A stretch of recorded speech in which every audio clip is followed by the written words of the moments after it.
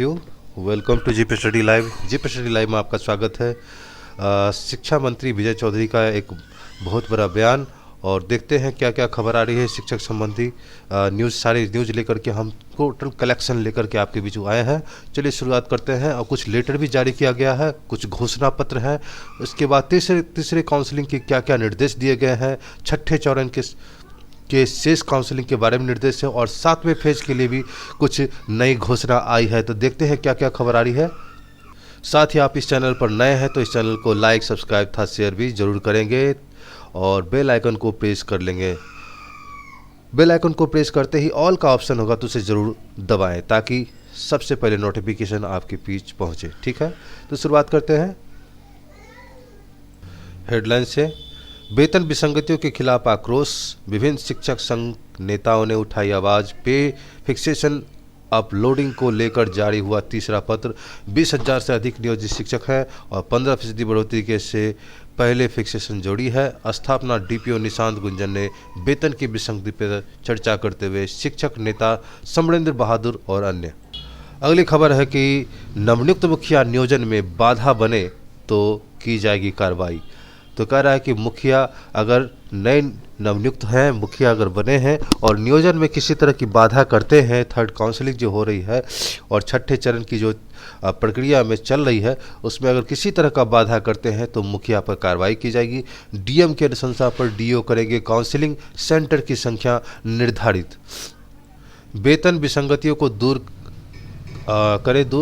तब वेतन वृद्धि कैलकुलेटर का करे प्रयोग। तो ये बिहार माध्यमिक शिक्षक संघ ने विभागीय कैलकुलेटर द्वारा की जा रही विसंगतियों पर आवाज उठाया। अगली खबर जो है इंटरमीडिएट वार्षिक परीक्षा 2022 के संबंध में है। प्रैक्टिकल परीक्षा जारी है और प्रैक्टिकल जल्द समाप्त कर अंक डीएम को होगा भेजना। अगली खबर है 15% वेतन बढ़ोतरी निर्धारण की विसंगति दूर करे सरकार। जो है ये संघ की तरफ से कहना है, जिसमें केदारनाथ पांडे हैं इसके अध्यक्ष बिहार माध्यमिक शिक्षक संघ के। अगली खबर है मैट्रिक और इंटर के सर्टिफिकेट पर फोटो में गड़बड़ी होने पर अब डीएम से जल्द सुधार। डॉक्यूमेंट मैनेजमेंट सिस्टम यानी डीएमएस से फोटो की त्रुटि को सुधारा जाएगा। अगली खबर है काउंसलिंग में अगर गड़बड़ी मिली तो डीओ 24 घंटे के अंदर दोषियों पर कार्रवाई की करेंगे अनुशंसा। और शिक्षक बहाली के लिए जारी की गई है गाइडलाइन।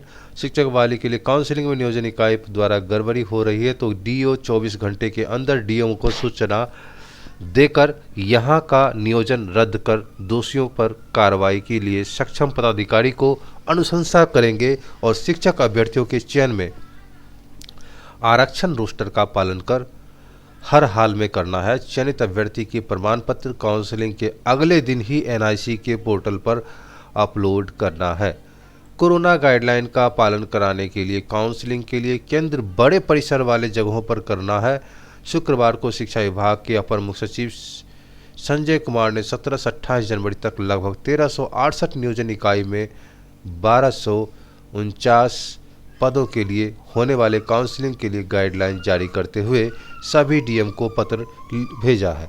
कहा है कि काउंसलिंग केंद्रों का सैनिटाइजेशन, आवश्यकता आधारित मेडिकल टीम की प्रतिनियुक्ति, थर्मल स्कैनिंग, सैनिटाइजर और मास्क की व्यवस्था और सोशल डिस्टेंसिंग का पालन करना होगा।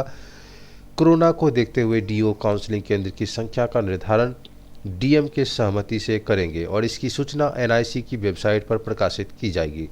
केंद्र के चयन में बड़े परिसर वाले और अत्यधिक कमरे वाले भवन को प्राथमिकता देनी है। जिन पंचायतों की आंशिक भाग नगर पंचायत या नगर परिषद में सम्मिलित हो गया है, जिन प्रखंडों के कुछ पंचायत पर नगर निकाय में शामिल हो गए हैं, इसमें नियुक्ति की प्रक्रिया विभाग के पत्र 7 जुलाई के अनुरूप होगी। और आपको बता दें कि इसमें जो है आपको ये केंद्र बाहरी व्यक्ति के प्रवेश पर भी रोक लगाई है और काउंसलिंग के लिए निर्धारित केंद्र पर अभ्यर्थी नियोजन इकाई से संबंधित सभी प्रतिनिधि एवं प्रतिनिधि युक्त कर्मी के अलावा बाहरी व्यक्ति के प्रवेश पर रोक रखेगी। नियोजन इकाई द्वारा वरीयता के अनुसार 10-10 अभ्यर्थी के क्रमवार नाम से पुकारा जाएगा। इसके लिए काउंसलिंग स्थल पर माइकिंग की व्यवस्था रहेगी। वेब पोर्टल पर अपलोड होगा सर्टिफिकेट। कुछ जिलों में प्रथम और द्वितीय चक्र की प्रक्रिया समाप्त के 5 माह बाद विभिन्न कारणों से नियुक्ति की प्रक्रिया रद्द करने की सूचना दी जा रही है, जबकि 3 जुलाई 2021 को विभाग को निर्देश दिया गया था कि चयनित अभ्यर्थियों के सभी सर्टिफिकेट अगले कार्य दिवस पर 4 बजे तक बिहार द्वारा उपलब्ध कराया गए बोर्ड पोर्टल पर अपलोड करना होगा। तो ये सारे निर्देश दिए गए थे, फिर भी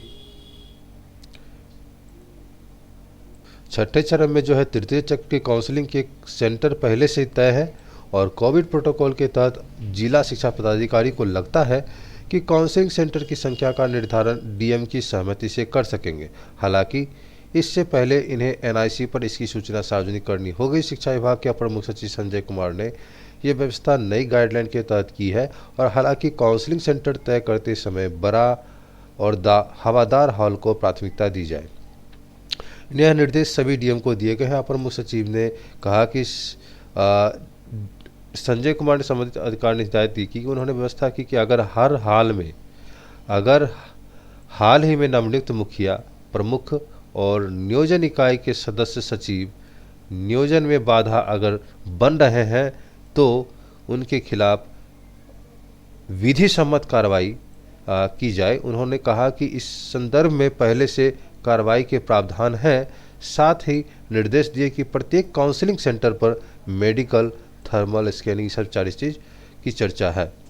तो आपको बता दें कि इसमें जो है विधि सम्मत कार्रवाई की बात की जा रही है मुखिया और प्रमुख के खिलाफ अगर नियोजन में किसी तरह की बाधा देते हैं।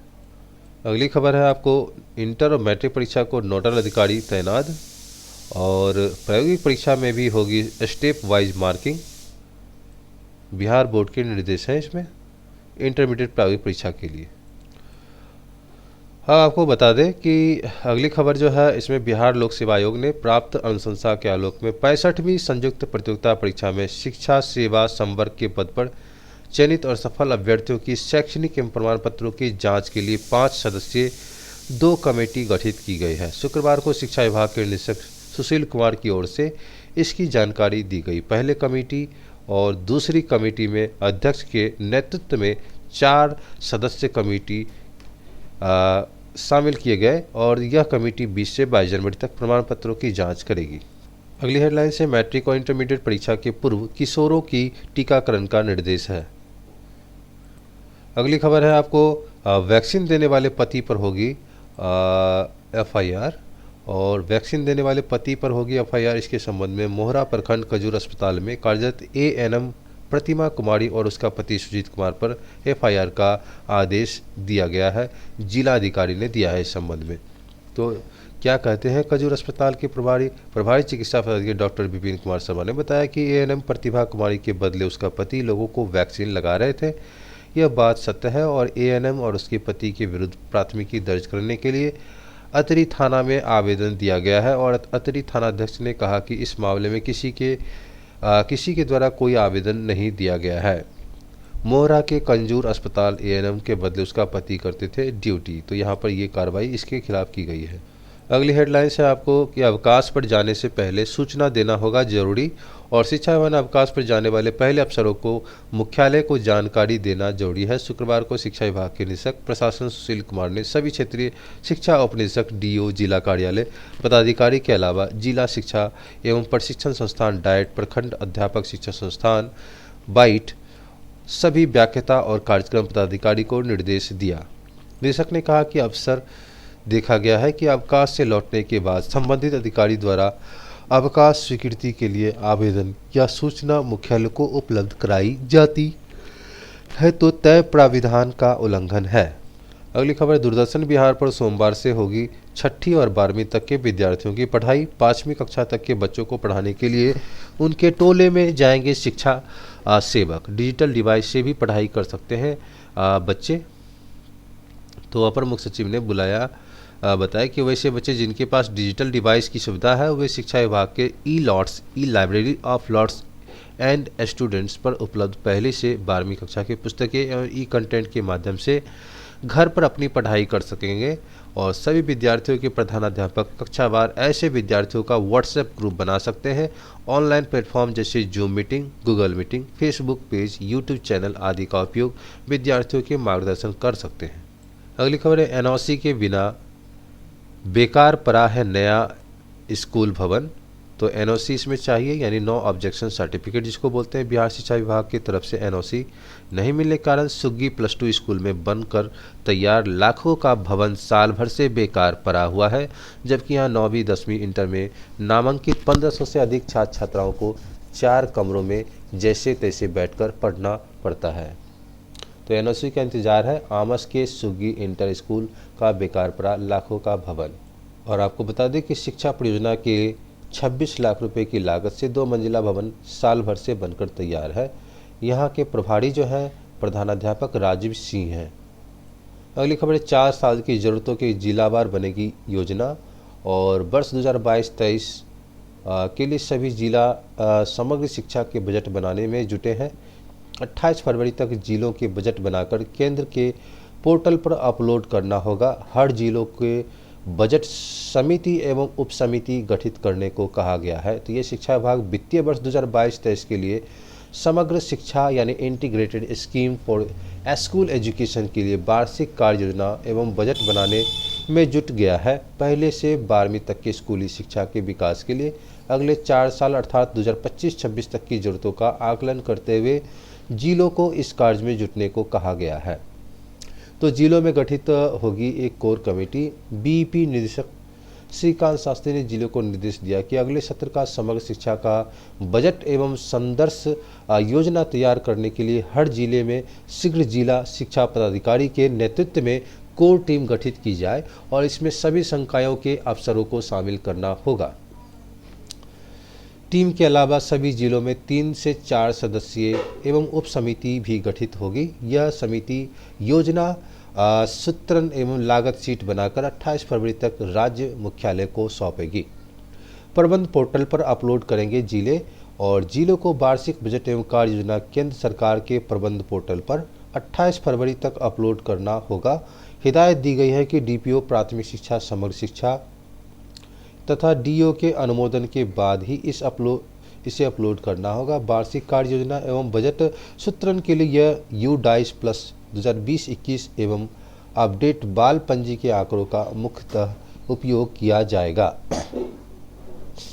2 घंटे की परीक्षा में सारे प्रश्न रहेंगे सब्जेक्टिव। ये केंद्रीय माध्यमिक शिक्षा बोर्ड CBSE के 10वीं और 12वीं की टर्म 2 परीक्षा 2 घंटे की होगी। उसके लिए ये जानकारी है। 10वीं और 12वीं टर्म 2 का पैटर्न जारी हो गया है और टर्म 2 में नहीं होंगे वस्तुनिष्ठ प्रश्न प्रकार का जो है प्रश्न ये नहीं होंगे। और 12वीं 10वीं कक्षा की बात करें तो हर विषय में 40 अंक के प्रश्न पूछे जाएंगे। वहीं 12वीं प्रायोगिक विषय में 35 अंक और बाकी 40 अंक के प्रश्न हर विषय में रहेंगे। टर्म 2 परीक्षा के संबंध में कुछ जानकारियां हैं। 10वीं और 12वीं परीक्षा के टर्म 2 परीक्षा में लघु और दीर्घोत्तरीय प्रश्न आएंगे। 10वीं के मुख्य विषयों का प्रश्न पत्र पैटर्न इस प्रकार से होगा। आप देख सकते हैं कि यहाँ पर दिया हुआ है विज्ञान में, यहाँ पर देख सकते हैं कि पहला सेक्शन 7 प्रश्न 2 अंक यहाँ पर गणित के लिए संबंध में दिया गया है। और आपको बता दें यहाँ पर जो फिर और भी है सामाजिक विज्ञान के लिए भी कुछ निर्देश हैं। यहाँ पर सामाजिक विज्ञान कुल 18 प्रश्न ये है और अंग्रेजी के लिए 3 सेक्शन है। यहाँ पे रीडिंग में 10 अंक प्रश्न पत्र, दूसरा सेक्शन राइटिंग में 10 अंक प्रश्न और तीसरा सेक्शन लिटरेचर में 20 अंक प्रश्न के प्रश्न होंगे। और हिंदी में 2 खंड, पहला खंड 20 अंक का, दूसरा खंड 20 अंक का सवाल होगा। अगली खबर है, निजी स्कूल में 80 और सरकारी में सिर्फ 25% छात्रों ने ही लगाया टीका। न्यू एरा पब्लिक स्कूल में किशोरों को लगा टीका। स्कूलों ने ये जानकारी मांगी गई है। 69,215 किशोर को दी गई वैक्सीन। तो स्कूलों ने ये जानकारी मांगी गई है कि 9वीं से 12वीं नामांकित विद्यार्थियों की संख्या, 15 से 18 वर्ष के विद्यार्थियों कुल संख्या, टीका ले चुके विद्यार्थियों की संख्या, 15 से 18 वर्ष के विद्यार्थियों का नाम जो टीका नहीं लिया है, टीका नहीं लेने वाले छात्र के माता पिता का नाम, टीका नहीं लेने वाले विद्यार्थियों की आधार संख्या, ऐसे छात्र का मोबाइल नंबर। तो पटना डीओ कार्यालय की समीक्षा में निकल कर आई बातें, सभी सरकारी स्कूल से मांगी गई नामांकित छात्रों की संख्या और न्यू एरा पब्लिक स्कूल में शुक्रवार को छात्रों को दिया जा रहा है टीका। अगली खबर है, विरोध के बाद बीएड फीस अब 25,000 करने की तैयारी है। पटना विश्वविद्यालय में बीएड कोर्सों के लिए फीस बढ़ोतरी का मामला गरमा गया। सिंडिकेट की फीस बढ़ोतरी का मामला लाया गया तो 1.5 लाख रुपए फीस किए जाने का छात्र संगठन ने लेकर सभी लोगों ने विरोध शुरू कर दिया है। अब इसमें संशोधन किया जाएगा। सीनेट की बैठक में स्पष्ट किया जाएगा कि सूत्रों की माने तो सरकारी टीचर्स ट्रेनिंग कॉलेजों में जो फीस है उसे तय किया जाए और छात्रों को 2 वर्ष में लगभग 25,000 रुपये देनी होगी। अब इस प्रस्ताव पर 18 जनवरी को होने वाले सीनेट की बैठक में चर्चा होनी है, लेकिन इससे पहले ही इस पर हंगामा मच गया। हंगामे का बड़ा कारण यह है कि बिहार में बीएड पाठ्यक्रम की फीस को लेकर एकरूपता नहीं है। पीयू के Patna training college BEd fees में 1800 रुपये प्रति वर्ष है और इसमें भी वीमेंस ट्रेनिंग कॉलेज में नामांकन लेने वाले छात्राओं को फीस नहीं देनी होती है, जबकि पटना विश्वविद्यालय के ही पटना वीमेंस कॉलेज में फीस 1.5 लाख रुपये है। और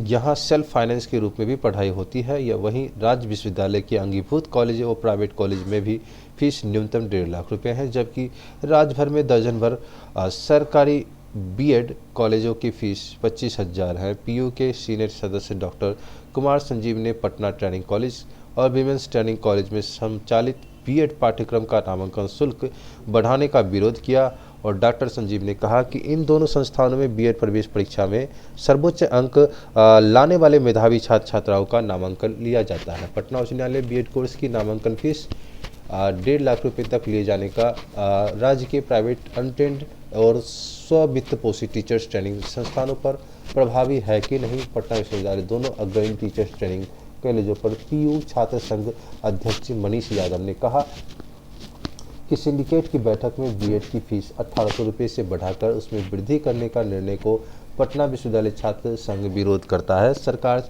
शिक्षक बहाली ना करवाकर छात्रों पर आर्थिक दबाव डाल रही है जो मंजूर नहीं है। तो आप निःशुल्क बढ़ोतरी के खिलाफ जताई नाराजगी और ये आप मतलब आम आदमी पार्टी बिहार के प्रदेश प्रमुख प्रवक्ता डॉक्टर शशिकांत पटना विश्वविद्यालय में बीएड का शुल्क 1.5 लाख रुपये किए जाने पर नाराजगी जताई।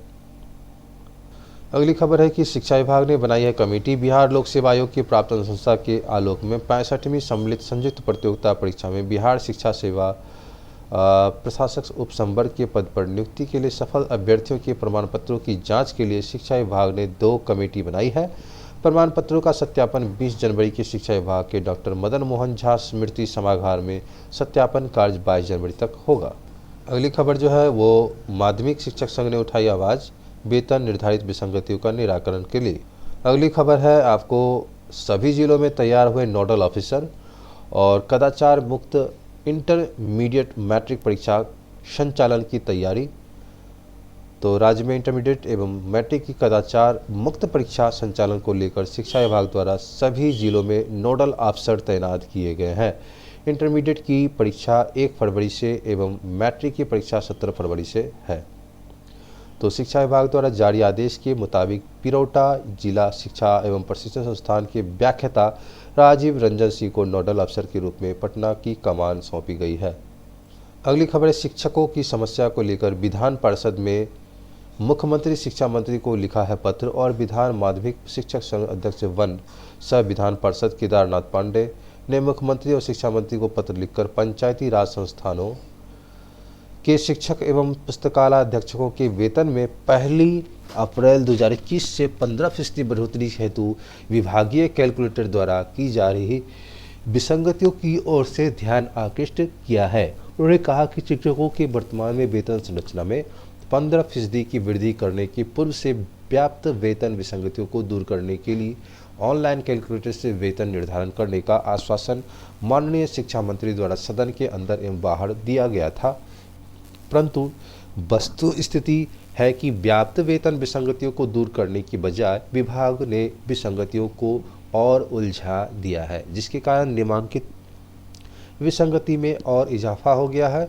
इस आशय की जानकारी देते हुए प्रमंडलीय मीडिया प्रभारी प्रकाश कुमार सिंह एवं शिक्षक नेता कुमार अर्णज ने माननीय मुख्यमंत्री और शिक्षा मंत्री से अनुरोध किया है कि उपयुक्त तथ्यों पर सकारात्मक विचार करते हुए यथोचित निर्णय लेने की महती कृपा की जाए ताकि शिक्षकों एवं पुस्तकालयाध्यक्षों की व्यापक वेतन विसंगतियों का अस्थायी निराकरण हो सके। अगली खबर है जी, काउंसलिंग में गड़बड़ी होगी तो कार्रवाई की जाएगी। शिक्षक बहाली के लिए जो है डीओ को 24 घंटे में काउंसलिंग रद्द कराते हुए दोषियों पर कार्रवाई की अनुशंसा करेंगे। शिक्षक चयन में आरक्षण रोस्टर का पालन हर हाल में होगा और चयनित अभ्यर्थियों के प्रमाण पत्र काउंसलिंग के अगले ही दिन होंगे पोर्टल पर अपलोड। तो ये सारे चीज़ जो है निर्देश हैं विभाग की तरफ से, शिक्षा विभाग की तरफ से। तो यहाँ पे जो है पारदर्शिता बरतने के लिए शिक्षा मंत्री ने निर्देश दिया है और नियोजन केंद्रों पर ही होगी वीडियो की रिकॉर्डिंग। 1200 नियोजन इकाइयों के लिए 17 से शुरू होगी नियुक्ति प्रक्रिया। राज्य की 8500 से अधिक प्रारंभिक शिक्षक नियोजन इकाई में होने वाले तकरीबन 90,000 प्रारंभिक शिक्षकों की बहाली के लिए बचे हुए तकरीबन 1200 नियोजन इकाई में 17 जनवरी की नियुक्ति की प्रक्रिया पुनः शुरू होगी। और शिक्षा मंत्री विजय कुमार चौधरी ने जिलाधिकारी एवं शिक्षा विभाग के अधिकारियों को निर्देश दिया है कि प्रारंभिक शिक्षक नियोजन के छठे चरण के बचे हुए नियोजन की कार्रवाई पारदर्शिता तरीके से घोषित कार्यक्रम के अनुसार पूरा किया जाए। आपको यह याद दिला दूं कि 8500 से अधिक नियोजन इकाई में नियोजन की कार्रवाई होनी थी, जिसमें अब तक मात्र 1200 लगभग बच गई है और 17 जनवरी से बचे हुए नियोजन इकाई में नियोजन की प्रक्रिया पुनः शुरू हो जाएगी। और इसकी तैयारी के लिए जायजा लेने के लिए शिक्षा मंत्री विजय कुमार चौधरी ने शुक्रवार को जिलाधिकारियों एवं शिक्षा विभाग के अधिकारियों के साथ वीडियो कॉन्फ्रेंसिंग की। शिक्षा मंत्री से चौधरी ने यह प्रक्रिया पिछले 2 वर्षों से अधिक समय से विभिन्न कारणों से लंबित चली आ रही है। उच्च न्यायालय के हस्तक्षेप की वजह से नियुक्ति बाधित हुई है। शिक्षा विभाग एवं सरकार के विशेष प्रयत्न पर न्यायालय की इजाज़त से इस प्रक्रिया की शुरुआत की गई है। फिर पंचायत चुनाव आ जाने के कारण पिछले कई महीनों से यह प्रक्रिया बाधित रही है। शिक्षा विभाग के प्रयास के बावजूद राज्य निर्वाचन आयोग द्वारा इजाज़त नहीं मिलने के कारण प्रगति नहीं हो पाई है। अब प्रक्रिया पुनः शुरू की गई है। तो सभी पेपरों में यही खबर है और काउंसलिंग का शेड्यूल के संबंध में है। पारदर्शी तरीके से नियोजन की प्रक्रिया पूरी कराएं अफसर। शिक्षा मंत्री अफसरों के साथ तैयारी पर समीक्षा की बैठक। 17 से 28 जनवरी 1200 नियोजन इकाई, 25 फरवरी सभी नियुक्त शिक्षकों का एक साथ नियुक्ति पत्र दिए जाने की बात।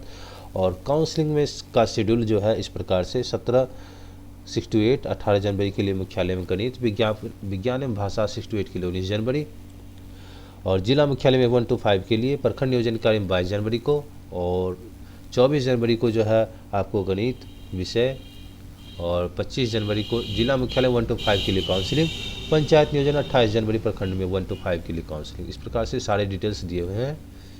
17 से दूरदर्शन पर लगेगी सरकारी स्कूलों के 6ठी से 12वीं तक के बच्चों की क्लास और डीडी बिहार पर होगी पढ़ाई। सभी डीएम डीओ व डीपीओ को भेजा गया है पत्र। काउंसलिंग की पूरी वीडियोग्राफी होगी। ये सारे खबर हैं। तो जो डीडी बिहार पर जो कक्षाएं चलेगी उसमें 1.75 करोड़ बच्चे के लिए दूरदर्शन पर कक्षा चलेगी।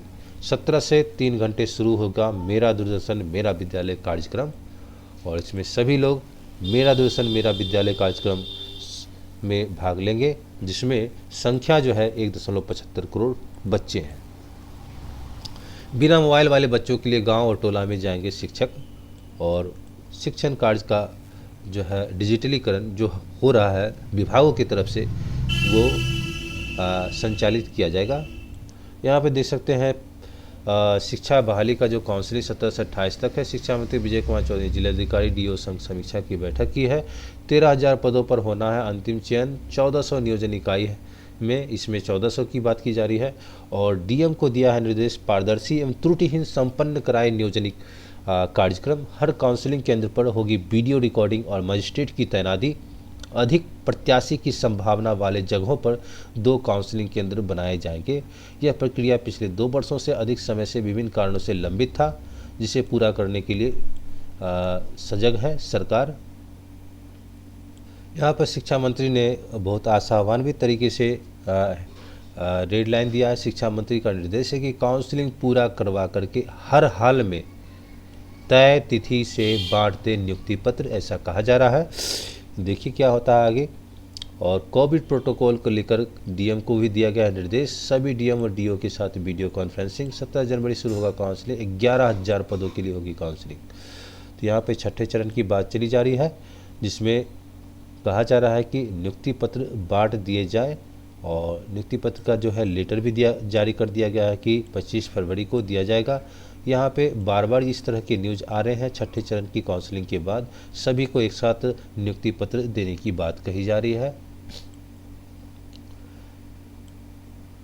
यहाँ पे देख सकते हैं विभाग की तरफ से प्रेस विज्ञप्ति भी निकाली गई है, जिसमें शिक्षा मंत्री विजय कुमार चौधरी और छठे चरण से बचे हुए नियोजन कार्रवाई पारदर्शी तरीके से 8500 से अधिक नियोजन इकाई है, 1200 लगभग बच गई है इसमें, जिसमें अब मात्र, और ये सारी चीज़ जो है इसके बारे में डिटेल्स दिया गया है।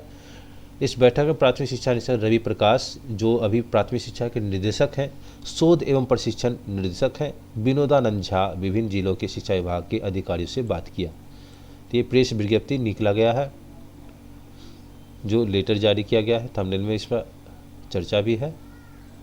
देखिए, विभाग की तरफ से कड़े निर्देश देने में भी लेटर जारी किया गया है। देख सकते हैं कि यह पत्रांक 7 विविध 25/2019 बिहार सरकार शिक्षा विभाग, प्रेषक संजय कुमार, अपर मुख्य सचिव, सेवा में सभी जिला पदाधिकारी बिहार, प्रारंभिक शिक्षक नियोजन 2019 के तहत तृतीय चक्र काउंसलिंग अंतर्गत आयोजन के संबंध में विभागीय अधिसूचना संख्या 1384 दिनांक 20/12/2021 एवं गृह विभाग विशेष शाखा का आदेश ज्ञापक 38 दिनांक 4/1/2022, इसी के संबंध में सारे निर्देश उपयुक्त विषय के संबंध आप अवगत हैं कि प्रसंगाधीन अधिसूचना द्वारा प्रारंभिक शिक्षक नियोजन 2019 के तहत तृतीय चक्र अंतर्गत काउंसलिंग का आयोजन दिनांक 17/1/2022 से 28/1/2022 क्रमशः जिला मुख्यालय, प्रखंड मुख्यालय में निर्धारित है।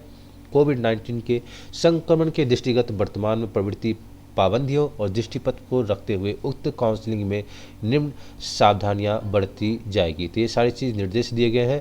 ये लगभग 2 पेज का है और इसमें पंचायती राज और काउंसलिंग स्थल का जो कोविड और उसके बाद जो कड़े निर्देश हैं वो सारी चीज़ इसमें वर्णित किए गए हैं। मुखिया के खिलाफ भी है, इसमें सचिव जो है उनके खिलाफ भी दिया गया कि पंचायत एवं प्रखंड नवनियुक्त मुखिया, प्रखंड नियोजन इकाई सदस्य सचिव यदि नियोजन प्रक्रिया में सहयोग नहीं कर रहे हैं तो नियमावली में संबंधित के विरुद्ध कार्रवाई का प्रावधान है। नियमावली 2012 के नियम 12 के 4 में वर्णित है कि सरकार द्वारा निर्धारित तिथि तथा निर्धारित नियोजन की प्रक्रिया के अनुसार बिना किसी उचित कारण के नियोजन इकाई द्वारा शिक्षक नियोजन नहीं करने पर इसे बच्चों को शिक्षा का अधिकार अधिनियम, जिसको RTI हम लोग बोलते हैं, RTE बोलते हैं, राइट टू इन्फॉर्मेशन होता है। RTI का मतलब, RT का होता है राइट टू एजुकेशन होता है। इसमें RTE 2009 तथा उनके संवैधानिक दायित्वों का उल्लंघन माना जाएगा। इसके लिए दोषी पदाधिकारियों, पंचायत प्रतिनिधि के विरुद्ध प्रासंगिक अधिनियम एवं पंचायती राज अधिनियम 2006 की सुसंगत धाराओं के अंतर्गत आवश्यक कार्रवाई की जाएगी। तो देख सकते हैं यहाँ पर मुखिया के विरुद्ध जो है इस तरह के निर्देश भी दिए गए हैं, जिसे आप लोग लेटर के जरिए जान सकते हैं, जो इसमें नियमावली 2012 के नियम 12 के चौके में वर्णित किया गया है। और इसके तहत जो है सचिव, प्रमुख और मुखिया जितने भी हैं अगर बाधा डालते हैं पंचायत एवं प्रखंड में नियोजन, शिक्षक नियोजन काउंसलिंग के समय, तो उन पे इस तरह की नियमावली और धारा उन पे लग सकती है और कार्रवाई भी किया जा सकता है विभाग की तरफ से। साथ ही माइकिंग की व्यवस्था, ये सब सारी चीज़ दी गई है। और कार्यपालक पदाधिकारी प्रखंड पंचायत पदाधिकारी नियुक्ति करेंगे और ये सारी चीज़ कंडिका 4 में ये सारी चीज़ उल्लेख किया गया है। साथ ही इसमें ये भी निर्देश दिया गया है कि प्रतिनिधि एवं प्रतिनियुक्त कर्मी के अलावा बाहरी व्यक्तियों का प्रवेश पूर्णतः वर्जित रहेगा। नियोजन इकाई द्वारा वरीयता के अनुसार 10-10 अभ्यर्थियों को क्रमवार नाम से पुकारा जाएगा। तो 10-10 अभ्यर्थियों का ही क्रमवार नाम से पुकारा जाएगा। इसके लिए काउंसलिंग स्थल पर माइकिंग की व्यवस्था पर्याप्त ढंग से की जाए। अभ्यर्थियों को पुकारने का निर्देश विभागीय अधिसूचना 621 दिनांक 3/7/2021 के द्वारा निर्गत है। इसके लिए पर्याप्त संख्या में दंडाधिकारी पुलिस बल की प्रतिनियुक्ति कराते हुए गृह विभाग द्वारा कोविड-19 बचाव हेतु निर्गत दिशा निर्देश का अनुपालन कराया जाए।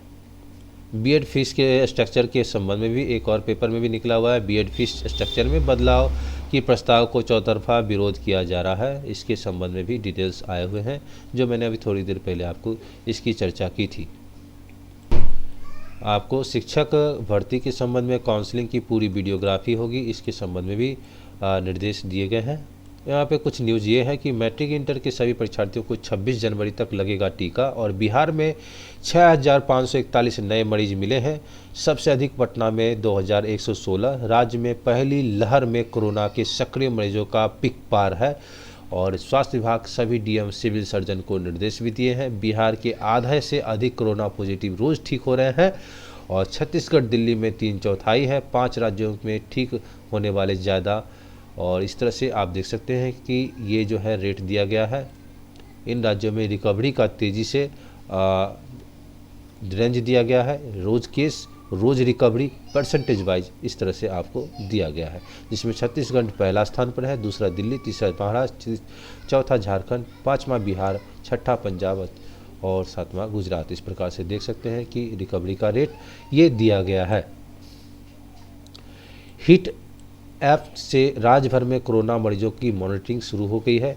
तो बिहार में होम आइसोलेशन में रह रहे कोरोना मरीजों की मॉनिटरिंग के लिए होम आइसोलेशन ट्रैकिंग को ऐप्स का नाम दिया गया, वो हिट मतलब होम आइसोलेशन ट्रैकिंग से ट्रैकिंग शुक्रवार को शुरू कर दी गई। सेल्फ टेस्टिंग जांच का डाटा फिट नहीं तो लाभ भी नहीं। सेल्फ टेस्टिंग किट की जांच के आंकड़ों पर स्वास्थ्य विभाग ने कहा कि यह डाटा मरीजों के पोर्टल को फिट नहीं होता है। स्वास्थ्य विभाग के अपर मुख्य सचिव प्रत्यय अमृत ने कहा, बिहार में आरटी-पीसीआर, ट्रूनेट और रैपिड एंटीजन किट की जांच, ऑथराइज्ड जांच और इसमें पॉजिटिव आए मरीजों का आंकड़ा भी कोविड प्रोटोकॉल पर रखते हुए अगर कोई खुद जांच कर रहा है तो वह पॉजिटिव है या नहीं, इसकी ट्रैकिंग नहीं हो पाती है। इससे उन्हें आगे कोई लाभ भी नहीं मिल पाएगा। तो यही सारे कुछ खबर थे जो आपके बीच लेके के आए। अगर इस चैनल पर नए हैं तो इस चैनल को लाइक, सब्सक्राइब तथा शेयर भी कर दें तथा बेल आइकन को प्रेस करके ऑल के ऑप्शन को जरूर दबाएं ताकि नोटिफिकेशन वीडियो सबसे पहले आपके पास पहुंचे और आप उसको ट्रैक करके वीडियो देख सकें। सारी जानकारी न्यूज़ संबंधी, शिक्षक संबंधी, वैकेंसी संबंधी जानकारी आपको मिल सके। चलिए लाइक जरूर दबाएंगे। मिलते हैं अगले वीडियो में किसी खास वैकेंसी और शिक्षक संबंधी न्यूज़ लेकर के। काउंसलिंग और नियुक्ति पत्र और छठे और सातवें चरण के संबंध में भी विशेष जानकारी आपको जरूर मिलेगी मेरे चैनल जीपी स्टडी लाइव पर। तब तक के लिए खुश रहें, स्वस्थ रहें। धन्यवाद।